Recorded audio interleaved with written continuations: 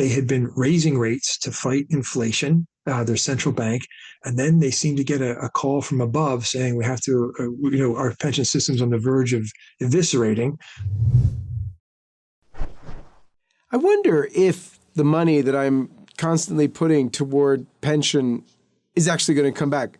But everybody said, oh, yeah, it's going to, no problem, no problem. Except things are looking very strange right now. What's really going on?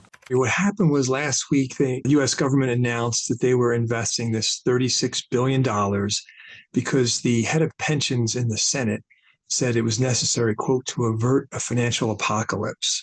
Now, John-Henry, this $36 billion one-time injection is not going to be enough to stem what is going on. It's just basically wasted money that they're throwing at something, trying to avoid what is unavoidable. And what has happened, John-Henry, is, and this is something that we have also seen just play out in the UK as well, these pensions have obligations that they must pay out to retirees.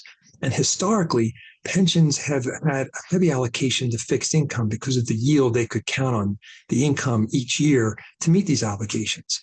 But as the central banks have pushed interest rates to abnormally low levels literally never seen in 5,000 years of financial history, where in Europe they actually turned negative, it began to create this unexpected stress in the financial system where they no longer had income to match with these demands, these needs for their pensioners. So what happened was the financial firms began coming up with products of excess leverage so they could still invest in bonds, and the excess leverage would allow them to get the income they needed, because after all, everybody knows bonds never go down, right, John-Henry? So as always, the unexpected seemed to surface, and not only did the bonds go down, but the leverage these pension systems had compounded and made the losses even worse.